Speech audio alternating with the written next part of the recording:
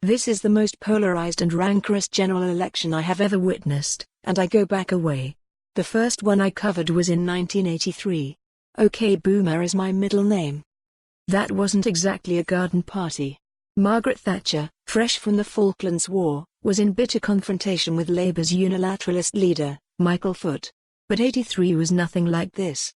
The anger, noise and hyperbole, the fake news and obfuscation is off the scale. Last week was dominated by the leaders of all Britain's major faiths accusing Labour of being an anti-Semitic party and Jeremy Corbyn of hating Jews. Incredible, for anyone familiar with Labour history. I have never come across any Labour politician who hates Jews, quite the reverse. The Labour Party used to be filled with Jews. They saw the party as a haven and a bulwark against the anti-Semitism that was the calling card of the political right. However, the almost daily departure of Labour candidates for allegedly anti-Semitic statements culled from social media makes it hard to defend the party. This, even though some Tory and SNP candidates are now also falling by the anti-Semitic wayside. 4 last week in Scotland alone. However, this lurid taint does not appear to be affecting Labour's popularity.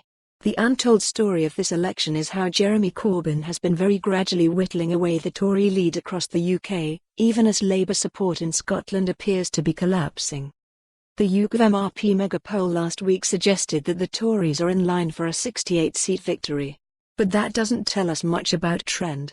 Labour has increased its average poll showing steadily since the election was called, according to the BBC poll tracker, and is now up at 30%. This is not unlike what happened in 2017 when Labour ended at 40% as the smaller parties were squeezed.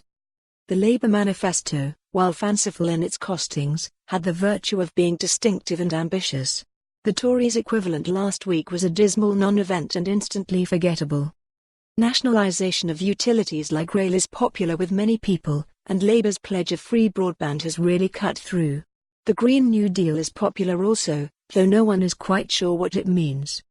The Corbyn factor is still a problem on the doorsteps, especially in Scotland where the Labour leader is more unpopular than Boris Johnson. But Labour is dealing with that by fielding tens of thousands of young activists to knock on doors and sell a message of hope and spend. Labour also dominates social media. Any casual visitor to Twitter could be forgiven for thinking that Corbyn had already won. The Tories are widely portrayed as hate figures, cruel and heartless racial bigots, and not just by industrious activists of momentum. Comedians like Frankie Boyle, David Schneider, Armando Iannucci and Nish Kumar pump out hay for more on this story. Visit the news article link.